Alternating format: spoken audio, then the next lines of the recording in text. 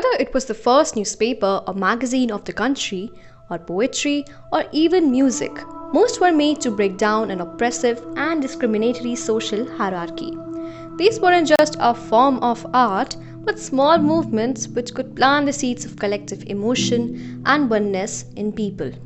Theatre is one such fragment of art which was heavily used in the pre- and post-colonial India to voice crucial socio-political concerns of the masses. Around the 1970s, an emerging genre in the world of theatre was gaining the necessary attention, called Stree Presksha. Today in this video of the Feminist Archive, we'll be taking a look at the development of Stree Presksha, or Feminist Theatre in India. A great blend of art and activism. Indian feminist theatre is a one-of-a-kind, praiseworthy theatre genre of the 20th century India, with the foremost objective being representation and raising awareness against the systemic oppression faced by women and other marginalized communities over the centuries. But why did we need another form of theatre when we already had one? This brings us to the discussion over the need for a feminist theatre in India. According to scholars, Sanskrit theatre emerged in the 2nd century BCE, which implies that Indian theatre has a long history. But what's thought-provoking is that women's representation could only be seen in the late 90s. Before that, Indian women's entry into cultural arts could only be seen as sex workers, devdasis, and dawaifs, who were referred to as public women. No wonder Indian theatre as it existed was a male-dominated domain. However, women-centric plays had been written before too, one such example being The Wedding Tangle in 1904, written by Swarna Kumari Devi, which highlighted class struggle and widow remarriage. Political turmoil during the post-colonial period slowly began to be interpreted and enacted through mobile mediums.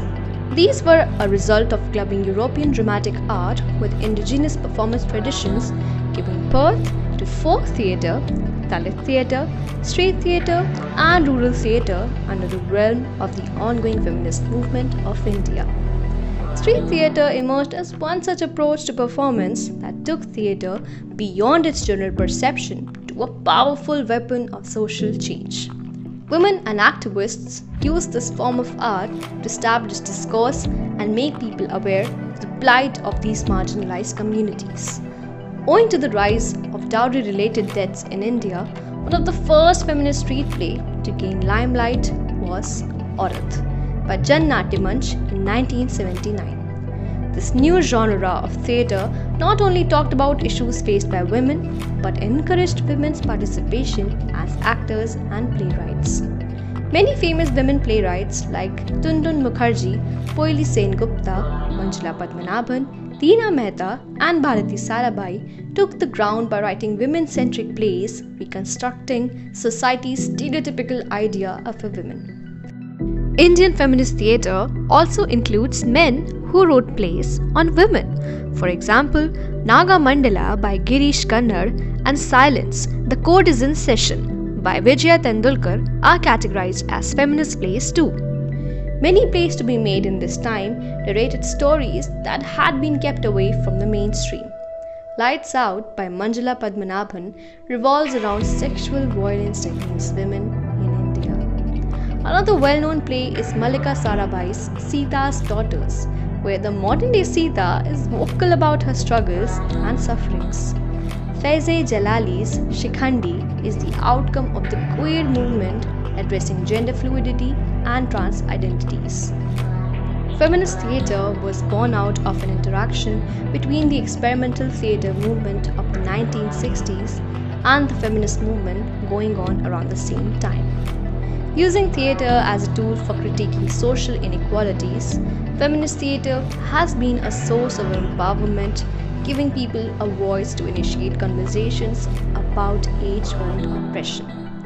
Although it is hard to measure the impact feminist theatre has had in Indian society, the legacy has been handed over to us in the form of well-documented plays, writings, and inspiring dramas.